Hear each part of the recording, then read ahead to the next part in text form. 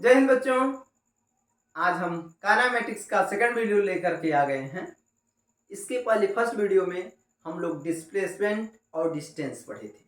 बहुत आसान टॉपिक था और मैं आशा करता हूं कि आपको समझ में आया होगा। ठीक है ना।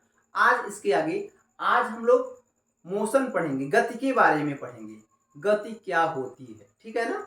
उस गति में मेन टॉपिक डिस्कस करेंगे स्पीड एंड वेलोसिटी। ठीक है, हेडिंग लगाइए स्पीड एंड वेलोसिटी में पहले जान ले कि गति क्या होती है, उसके बाद आगे डिस्कस करेंगे। तो मोशन क्या पढ़ेंगे, मोशन।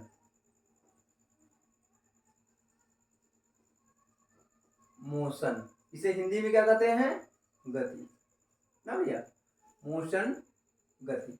गति क्या होता है, आप बहुत बचपन से सुनते आए होंगे, यह वस्तु गतिमान है, यह वस्तु विरामावस्था में है, अर्थात रुका हुआ है ना। तो कैसे बोलेंगे, इसको कैसे रिप्रेजेंट करेंगे, इसके बारे में डिस्कस करते हैं। तो लिखिए, डिफिनेशन सुनिए क्या है। यदि किसी वस्तु के समय के साथ उसके स्थिति में परिवर्तन हो रहा है तो कहा जाता है कि वस्तु गतिमान है। एक लाइन लिख लें तो समझ में आ जाएगा अच्छे से। यदि किसी वस्तु के या कण के, यदि किसी वस्तु के स्थिति में समय के साथ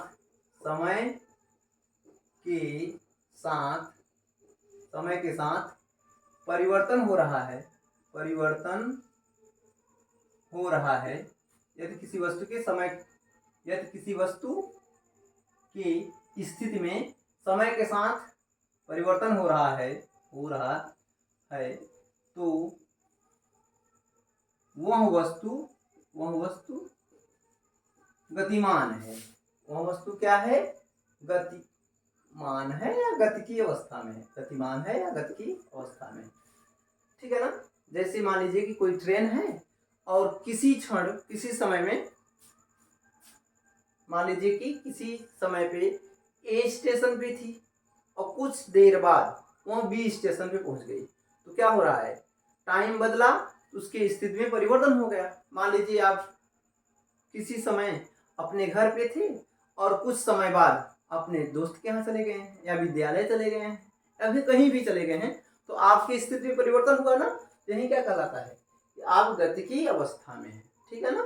ठीक, अब गति दो प्रकार का होता है। यहाँ से पहला यूनिफॉर्म मोशन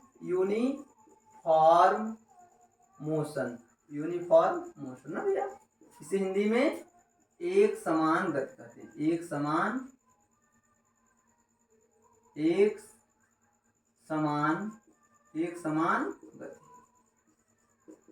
एक समान गति क्या होता है, एक लाइन में लिख दिया जाए। यदि कोई वस्तु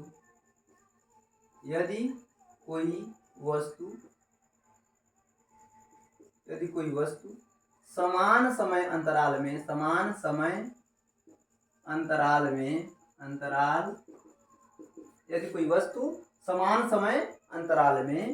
समान दूरी तय करे। कितना, कैसी दूरी तय करे, समान दूरी तय करे तो इस प्रकार की गति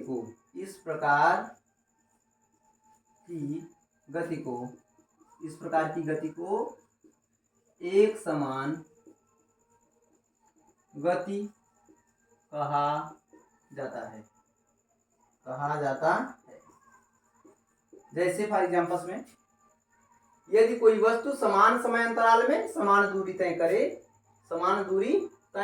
करे तो इस प्रकार की गति को एक समान गति कहा जाता है। जैसे एग्जाम्पल देखिए, मान लीजिए ए है ए पॉइंट, ए है बी पॉइंट, ये है सी पॉइंट आपका, ये है डी पॉइंट ना, मान लीजिए डी। और कोई कार है, कोई कण है, कोई वस्तु है, जो भी है, 1 घंटे में वो 5 किलोमीटर दूरी तय किया है। कितना, 5 किलोमीटर।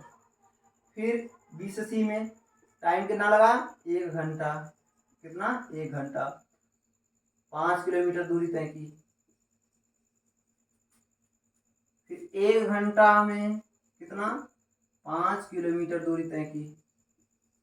ठीक है, तो ए से बी पहुंचने में 1 घंटा टाइम लगा, 1 घंटा टाइम लगा, दूरी तय की 5 किलोमीटर।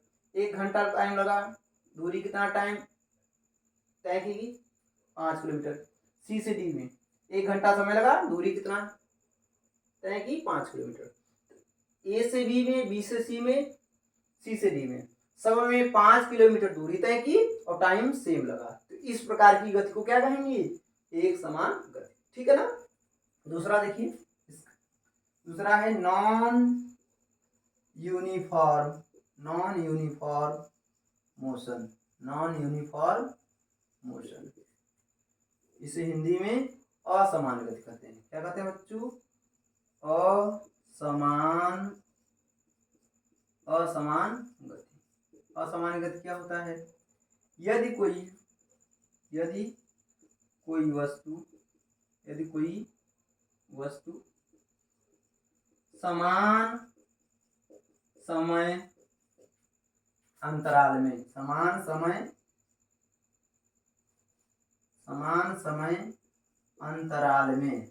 समय अंतराल में भिन्न भिन्न दूरी तय करे। कैसी, भिन्न भिन्न दूरी तय करे तो इस प्रकार की गति को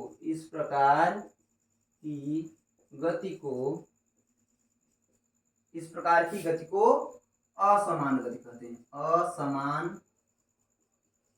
असमान गति कहते हैं। एकदम समझ में आ गया। गति किसे कहते हैं, एक समान गति, असमान गति। जैसे एग्जांपल में हम ले लें,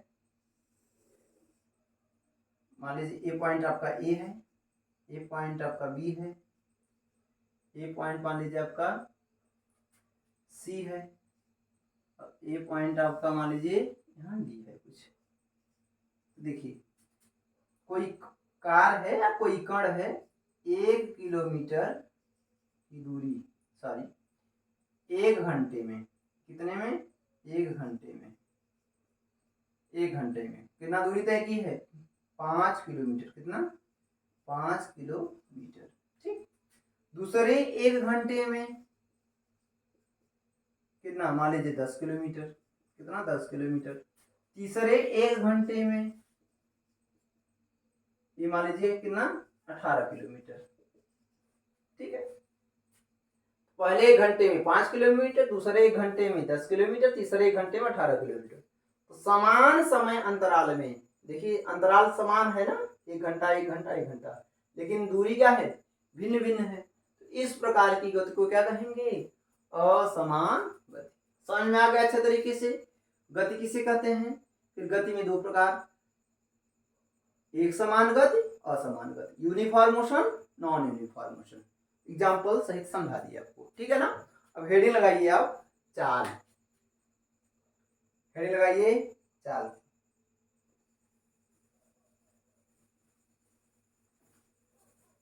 चाल के बारे में हम लोग डिस्कस करने जा रहे हैं। क्या, चाल।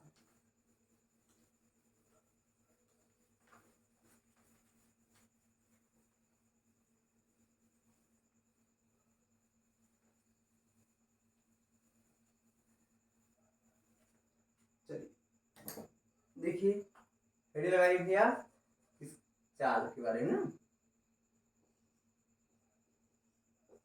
इसे हिंदी में, अंग्रेजी में स्पीड बोलते हैं। क्या कहते हैं, स्पीड। स्पीड सुने होंगे ना, इसकी स्पीड बहुत ज्यादा है, इसकी स्पीड बहुत कम है, इस कार की स्पीड, इस ट्रेन की स्पीड बहुत ज्यादा है। स्पीड नाम सुने होंगे ना। स्पीड क्या होता है, एक लाइन में डिफिनेशन लिख लिया जाए। किसी वस्तु द्वारा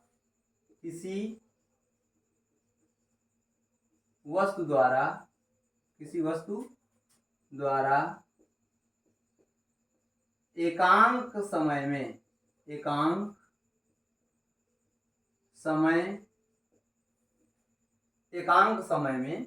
किसी वस्तु द्वारा एकांक समय में तय की गई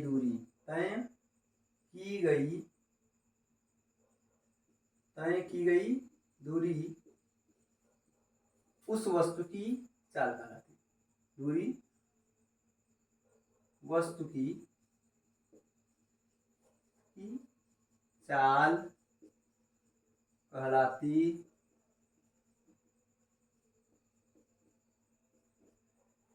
किसी वस्तु द्वारा एकांक समय में तय की गई दूरी वस्तु की चाल कहलाती है। अर्थात एकांक का मतलब है 1 सेकंड में, 1 किलोमीटर में, 1 दिन में, 1 हफ्ते में, कुछ भी कह सकते हैं ना। तो मान लीजिए 1 घंटा में कोई कार 20 किलोमीटर दूरी तय की, कितना, मान लीजिए 100 किलोमीटर दूरी तय की, उसकी स्पीड क्या होगी, 100 किलोमीटर प्रति घंटा। समझ में आ गया ना। यदि कोई कार 1 सेकंड में 20 मीटर दूरी तय की तो उसकी स्पीड क्या है, 20 मीटर प्रति सेकंड। एकदम क्लियर हो गया अच्छे से, वेरी गुड। अब इसका मात्रक क्या होता है, इसका मात्रक क्या होता है, बताइए जल्दी जल्दी। इसका मात्रक मीटर प्रति सेकंड, मीटर प्रति सेकंड या किलोमीटर प्रति घंटा। मीटर प्रति सेकंड या किलोमीटर प्रति घंटा होता है, ठीक है ना। अच्छा, और यह कैसी राशि है, यह एक अदिश राशि। कैसी राशि बच्चों, अदिश राशि। तो बताए ना अदिश राशि क्या होती है, यह एक अदिश राशि है। चाल कैसी राशि है, अदिश राशि, स्केलर क्वांटिटी है। कैसी राशि है, स्केलर क्वांटिटी है। चलिए देखिए इसके सूत्र हैं। तो चाल बराबर होता है, चाल बराबर दूरी बटे समय। इंपॉर्टेंट फॉर्मूला है, नोट कर लीजिए। चाल बराबर दूरी बटे समय, ठीक है ना। चाल बराबर दूरी बटे समय। v equal to S, distance, इसे क्या लिखते हैं, speed equal to distance by time. S बराबर डी बाई टी, ठीक है। इसका मतलब मीटर प्रति सेकंड होगा, डी अगर मीटर में है तो मीटर प्रति सेकंड, अगर डी किलोमीटर में तो किलोमीटर प्रति घंटा, ठीक है ना। चलिए समझ में आ गया अच्छे तरीके से। अब इसमें हम लोग पढ़ने जा रहे हैं औसत चाल, एवरेज स्पीड क्या होता है, एवरेज स्पीड, औसत चाल, औसत चाल, औसत चाल अंग्रेजी में से एवरेज स्पीड कहते हैं। किसी वस्तु द्वारा संपूर्ण समय में तय की गई संपूर्ण दूरी वस्तु की औसत चाल कहलाती है। किसी वस्तु द्वारा संपूर्ण समय अंतराल में, संपूर्ण समय में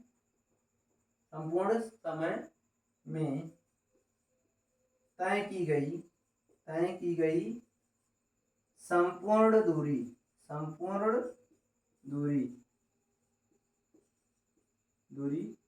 दूरी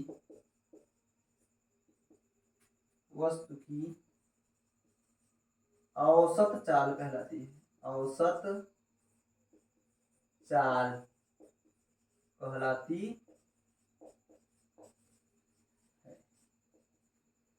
किसी वस्तु द्वारा संपूर्ण समय में तय की गई संपूर्ण दूरी वस्तु की औसत चाल कहलाती है। तो औसत चाल बराबर फार्मूला वही होगा। औसत चाल बराबर क्या होता है बताइए, औसत चाल बराबर संपूर्ण दूरी अर्थात कुल दूरी, संपूर्ण दूरी बटे संपूर्ण समय। चल अच्छा, कुल दूरी लिख दी ना, कुल दूरी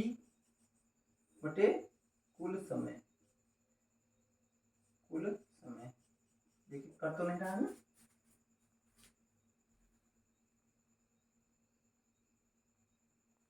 ठीक, औसत चाल बराबर, ठीक है, कोई दिक्कत नहीं। चलिए, समझ में आ गया, कोई दिक्कत नहीं है। कुछ बुक्स में इस तरीके से लिखते हैं, औसत चाल v average equal to total distance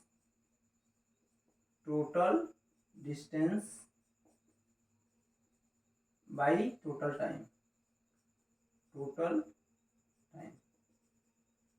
ठीक है, कोई दिक्कत नहीं है, बहुत आसानी से हम लोग पढ़ लिए। V average equal to total distance by total time, क्या कह रहा थी?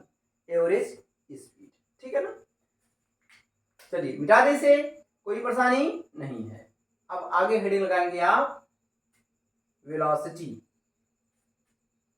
अब इसमें भी पहले इसके बारे में थोड़ा सा और आगे बढ़ें,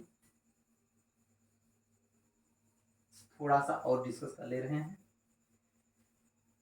एक समान चाल और असमान चाल के बारे में, असमान चाल और एक समान चाल जल्दी जल्दी डिस्कस कर ले रहे हैं, बहुत सरल है। पहला, एक समान चाल, यूनिफॉर्म स्पीड, क्या? यूनिफॉर्म स्पीड, या किसी एक समान चाल, ठीक है भैया, वही है। एक समान चाल क्या होता है? यदि कोई वस्तु, लिख लें लाइन में, लिख लें, यदि कोई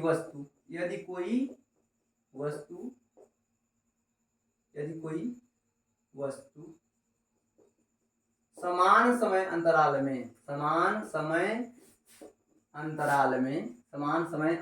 में समान दूरी तय करे, तो इस प्रकार की चाल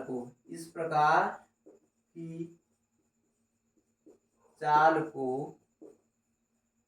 एक समान चाल कहते हैं। एक समान चाल कहते हैं, ठीक है भैया, कोई दिक्कत नहीं है। एग्जाम्पल में फिर से वही अभी बताएं हम। मान लीजिए ये पॉइंट ए है, ये पॉइंट बी है, ये पॉइंट सी है, ये पॉइंट डी है।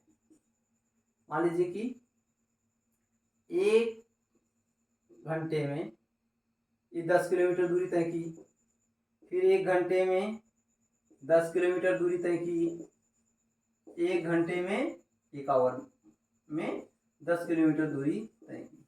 इस प्रकार की चाल को क्या कहेंगे? एक समान चाल, ठीक है ना? इसकी एवरेज स्पीड की बात किया जाए तो क्या होगा? टोटल डिस्टेंस, औसत चाल, v average equal to total distance कितना? 10 10 10 10 10 प्लस 10, टाइम कितना? 1 1 1 3, क्या आया? 30/3 बराबर 10 किलोमीटर पर आवर। एकदम अच्छे से क्लियर हो गया ना? कोई दिक्कत यहाँ नहीं है। चलिए असमान चाल की बात कर लें। असमान चाल,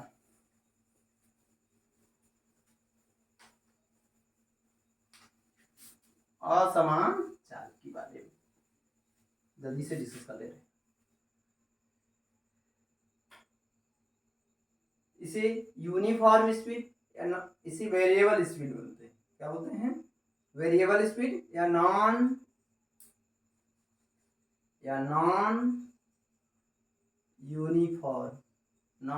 यूनिफॉर्म स्पीड ना भैया, नॉन यूनिफॉर्म स्पीड, असमान चाल, असमान चाल। यदि कोई वस्तु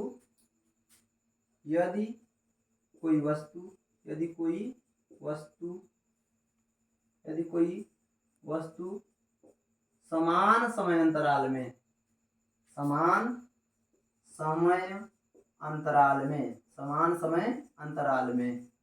में क्या करे, भिन्न भिन्न दूरी तय करे, समान समय अंतराल में भिन्न भिन्न दूरी तय करे, भिन्न भिन्न दूरी तय करे तो इस प्रकार की चाल को, तो इस प्रकार की चाल को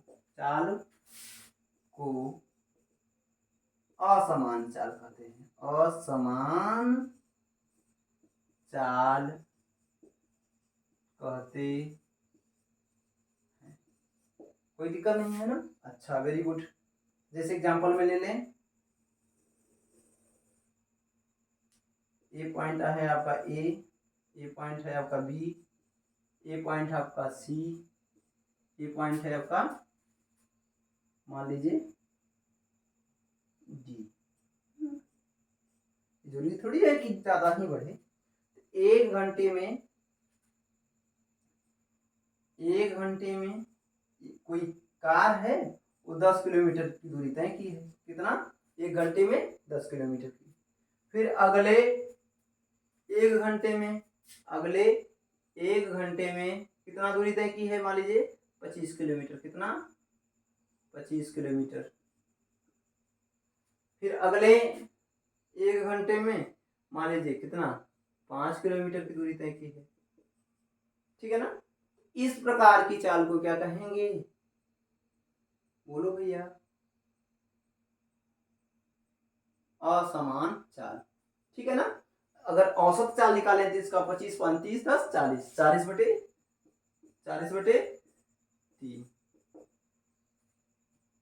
यही होगा, किलोमीटर प्रति घंटा। अच्छे तरीके से क्लियर हो गया? बहुत आसान है ना? चलिए अब हेडिंग लगाइए आप लोग, वेग। क्या? वेग। मिटा दीजिए ना। चलिए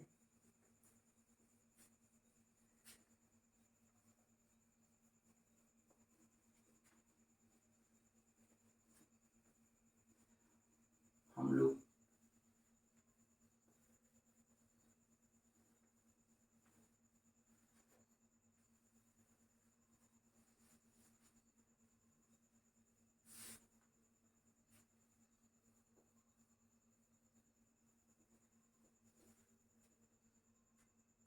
वेग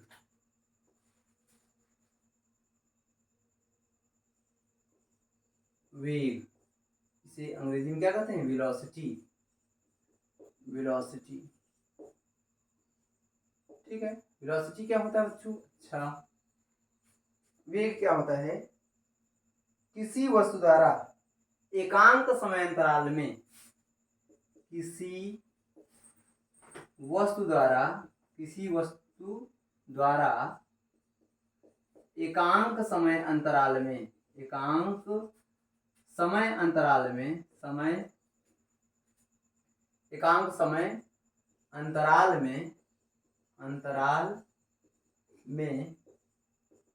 तय किया गया विस्थापन। क्या तय किया गया? विस्थापन वस्तु की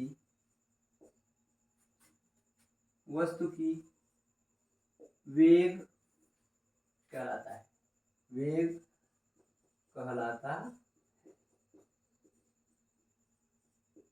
वस्तु का वेग कहलाता है। कहने का अर्थ ये है कि कोई वस्तु एकांक समय में, 1 घंटे में, 1 मीटर में कितना विस्थापन तय किया। ध्यान दीजिएगा, क्या? विस्थापन। इस पे ध्यान दीजिएगा, कितना तय किया गया? विस्थापन। वस्तु का क्या कहलाता है? वेग। यहाँ एक, इसका मात्रक क्या होता है? इसका मात्रक सेम। इसका मात्रक क्या है? मीटर प्रति सेकेंड या किलोमीटर प्रति घंटा ना भैया। लेकिन इसमें डिफरेंस क्या है? यहाँ एक सदिश राशि है, यहाँ एक कैसी राशि है? सदिश राशि है। यहाँ एक सदिश राशि है। तो वेग बराबर क्या होता है? वेग बराबर विस्थापन बटे समय।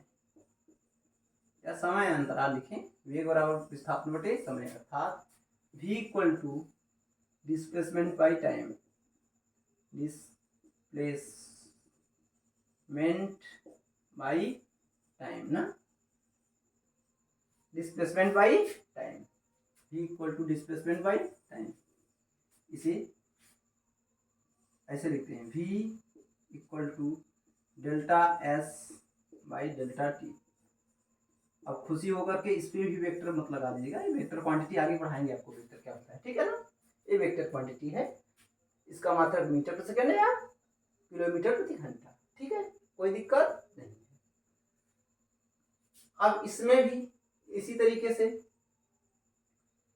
अच्छा इसमें नोट लगाएंगे आप, क्या नोट में, विस्थापन धनात्मक भी हो सकता है, ऋणात्मक भी हो सकता है और शून्य भी हो सकता है, ठीक है ना।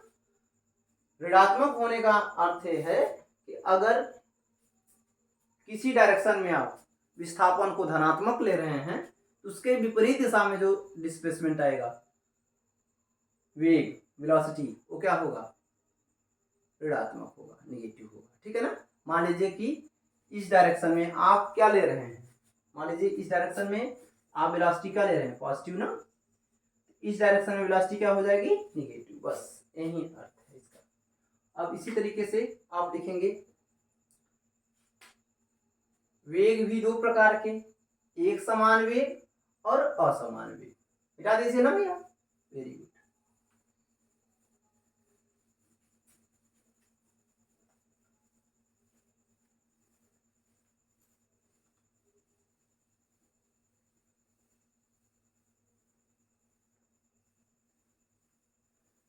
अब हम लोग पढ़ेंगे, मान लीजिए एवरेज वेलोसिटी, औसत वेग, औसत वेग, एवरेज वेलोसिटी,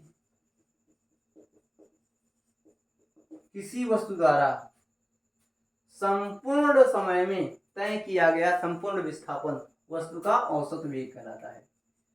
किसी वस्तु द्वारा संपूर्ण समय में, क्या, संपूर्ण समय में, किसी वस्तु द्वारा संपूर्ण समय में तय किया गया संपूर्ण विस्थापन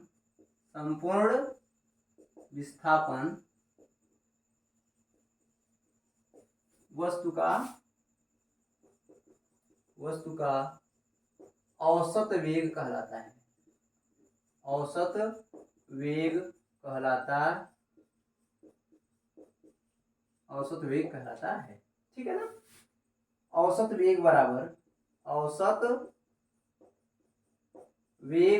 क्या, बोलिए, औसत वेग बराबर बताइए, संपूर्ण विस्थापन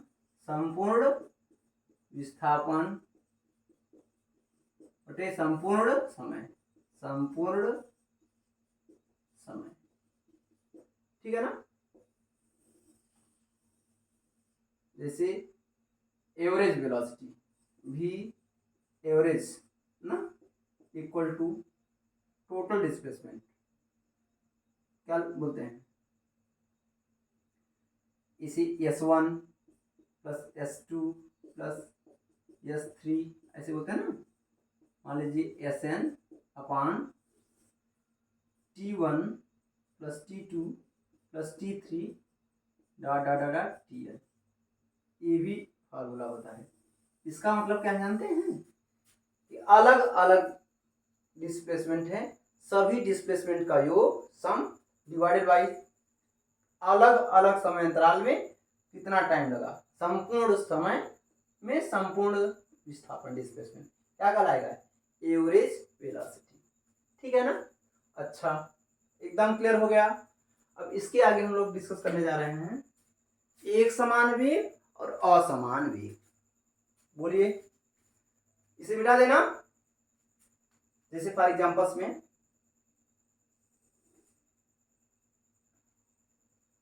चलिए अभी आगे डिस्कस कर रहे हैं ना। हेडिंग लगाइए, एक समान वेग तथा असमान वेग।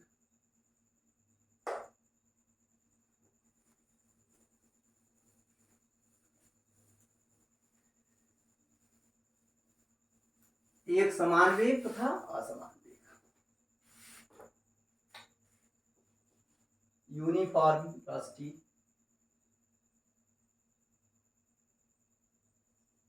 यूनिफॉर्म वेलोसिटी,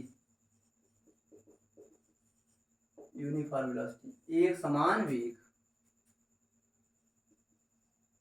एक समान वेग। वही डिफिनेशन है सेम टू सेम, फिर से अब नहीं लिखेंगे ना।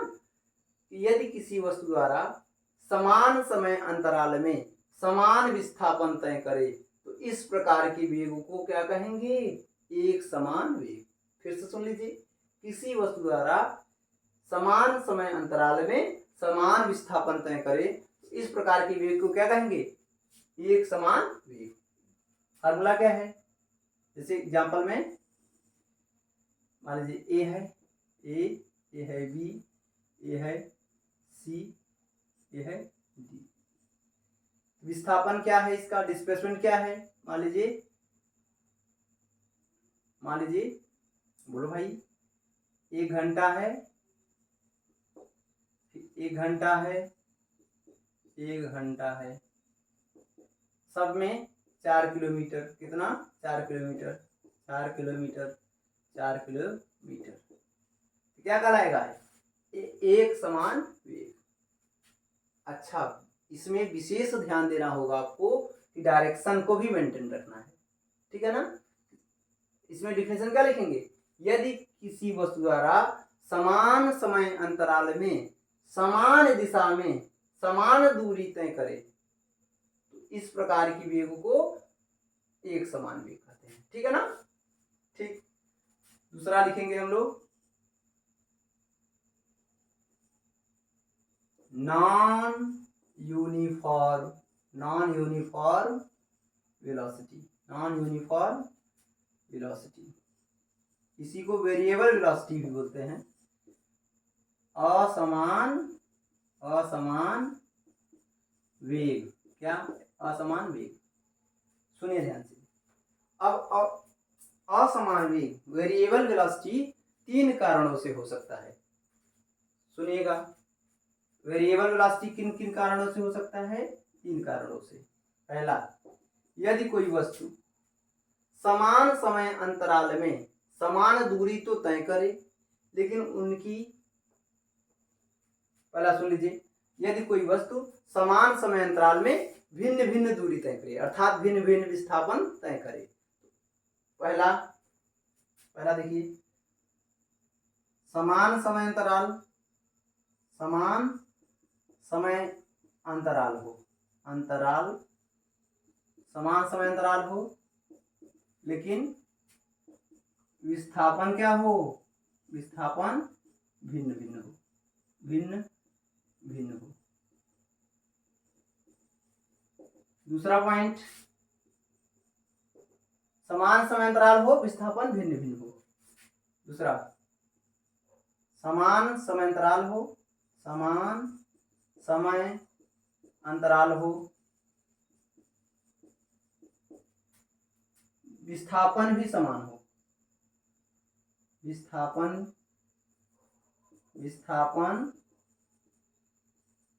समान हो लेकिन क्या हो? दिशा भिन्न हो, दिशा भिन्न भिन्न हो, दिशा क्या हो? भिन्न भिन्न हो। और तीसरा क्या हो? समान समय अंतराल में,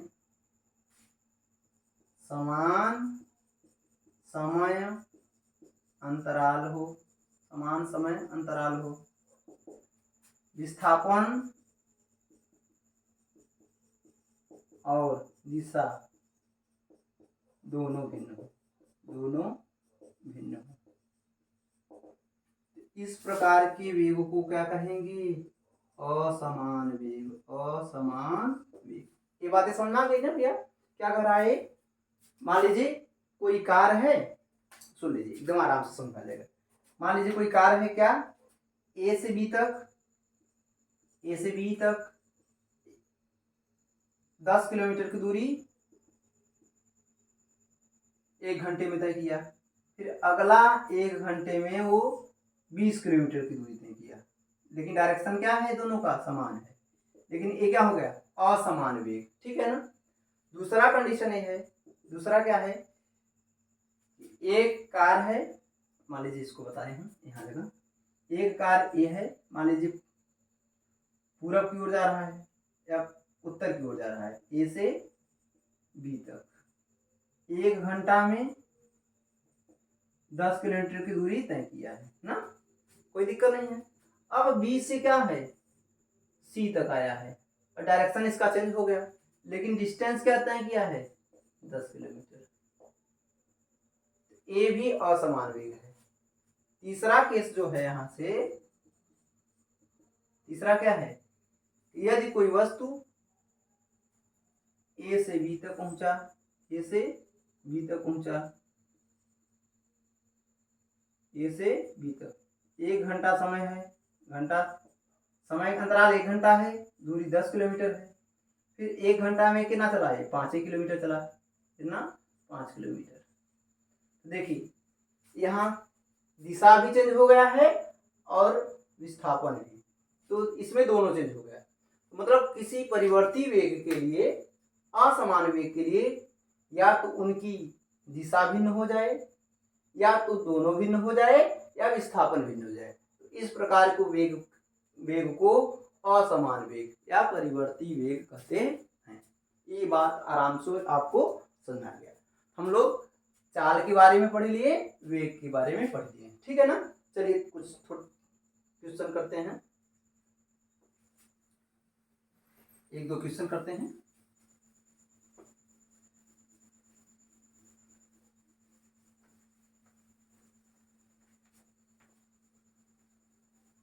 मान लीजिए कोई कार है, ए से बी पर, ठीक है ना, और वह ए से बी पे जाती है और लौट आती है। इसकी दूरी मान लीजिए कितना है? मान लीजिए 20 किलोमीटर है। कितना? 20 किलोमीटर दूरी है। कितना? 20 किलोमीटर दूरी है, ठीक है ना। और ए से जाती है, बी पे लौट आती है। इसमें टाइम लगता है जाने में, कितना टाइम लगता है? 2 घंटे लगता है, 2 घंटे टाइम लगता है। तो इसकी औसत चाल बताइए। पहला औसत चाल बताइए, औसत चाल बताइए, ठीक है। दूसरा औसत वेग बताइए। औसत चाल बराबर कुल दूरी बटे कुल समय। तो जाने में और आने में कितना टाइम लगा? 2 घंटे जाने में लगा होगा, 2 घंटे आने में लगा। तो 20 40 बटे 4, अर्थात 40 बटे 4 बराबर 10 किलोमीटर प्रति घंटा। बहुत आसान है ये, तो पहला बहुत आसान है। औसत वेग क्या बताएंगे भैया? ए से बी तक आने में टोटल कितना हो गया? 40 नहीं, 40 नहीं, जहां से चले हैं वहीं पे आ जाते हैं, तो विस्थापन कितना होता है? 0 बटे 4। औसत वेग क्या हो गया? 0। एकदम अच्छे तरीके से क्लियर हो गया ना, कोई दिक्कत नहीं। चलिए दूसरा क्वेश्चन करते हैं। क्वेश्चन दूसरा है, मान लीजिए कोई कार है, ए से बी तक पहुंचती है, ए से बी तक पहुंचती है। इसकी आधी दूरी, मान लीजिए कि जाने में, कार है ए से बी तक जाने में इसकी चाल जो भी है 40 किलोमीटर प्रति घंटा है, 40 किलोमीटर प्रति घंटा है। और आने में, जाने में इसकी स्पीड क्या है? 40 किलोमीटर प्रति घंटा, और आने में इसकी स्पीड जो है भी 60 किलोमीटर प्रति घंटा है ना भैया। ए से बी तक जब जाती है तो 40 किलोमीटर प्रति घंटे के स्पीड से। मान लीजिए आप जा रहे हैं मार्केट, ठीक है ना, तो 40 किलोमीटर प्रति घंटे की स्पीड से ए से बी तक मार्केट में पहुंचे हैं आप, और फिर मार्केट से जल्दी से आ रहे हैं घर 60 किलोमीटर प्रति घंटा की स्पीड से, ठीक है ना। अब बताइए इसकी एवरेज स्पीड और एवरेज वेलोसिटी। पहला औसत चाल बताना है आपको, दूसरा औसत वेग। औसत चाल के लिए क्या करना है, संपूर्ण दूरी बटे संपूर्ण समय। परेशानी इस बार ये है कि दूरी तो दिया नहीं है, दूरी हम मान लेंगे कितना है, मान लीजिए डी है, टाइम नहीं है, अच्छा टाइम भी नहीं पता है हम लोगों को, तो क्या करेंगे, चाल बराबर दूरी बटे समय, चाल बराबर दूरी बटे समय, समय बराबर जाने में समय, मान लीजिए कि T1 लगा होगा, चाल कितना है 40, ध्यान से देखिएगा, चाल बराबर दूरी बटे समय, समय यही होता है ना भैया, समय बराबर दूरी बटे चाल होगा, दूरी क्या है डी, ये है 40, ठीक है ना। अच्छा T2 दूरी तो सेम है डी और ये 60, T1 T2 मिल गया, तो औसत चाल क्या होता है, जाने संपूर्ण दूरी बटे संपूर्ण समय, संपूर्ण दूरी कितना है बताइए 2D, कितना है D प्लस डी, ठीक है ना, एवरेज स्पीड, और T2 T2 तो D/40 प्लस D/40, इसको सॉल्व करेंगे तो क्या आएगा बताइए, 2D, D कॉमन ले लेंगे यहाँ से, एक होगा, सॉरी यहाँ है 60 ना, यहाँ होगा 60 प्लस 40 बटे कितना 2400, इसको थोड़ा सा आगे बढ़ाते हैं ना, इसको सॉल्व करेंगे आप, यहाँ बनेगा 2D अपान डी कॉमन ले लेंगे, 1/60 1/40, 60 40 100, 60 प्लस 40 बटे 24, इसको सॉल्व करने आता होगा ना आपको, वेरी गुड, डी से डी कैंसिल आउट हो गया, ये बना कितना 2 × 2400 बटे 100, ये 0 0 कट गया, ये हो गया 48 किलोमीटर प्रति घंटा, एकदम अच्छे से क्लियर हो गया। अच्छा ये हमारा आ गया क्या, औसत चाल, औसत चाल बराबर कितना आ गया बताइए, औसत चाल बराबर आ गया 48 किलोमीटर प्रति घंटा। अब औसत वेग क्या हो, 48 किलोमीटर प्रति घंटा, औसत वेग क्या है, जाने में समय आने में समय, टोटल डिस्प्लेसमेंट कितना हुआ 0, टोटल डिस्टेंस बटे टोटल टाइम, ध्यान दीजिएगा कितना हो गया 0, कोई दिक्कत नहीं, तो यहाँ ये समाप्त होता है आपका। चलिए नेक्स्ट क्लास में और डिस्कस करेंगे, आगे हम लोग नेक्स्ट क्लास में डिस्कस करेंगे इंस्टेंटेनियस स्पीड और इंस्टेंटेनियस वेलोसिटी, तात्क्षणिक चाल और तात्क्षणिक वेग क्या होता है, इसके लिए आपको डिफरेंशिएशन आना चाहिए, और मैं डिफरेंशिएशन पढ़ा चुका हूँ, आप वहाँ से वीडियो देख करके तब आइएगा तो ज़्यादा अच्छे से समझ में आ जाएगा, ठीक है ना। तब तक के लिए बाय बाय।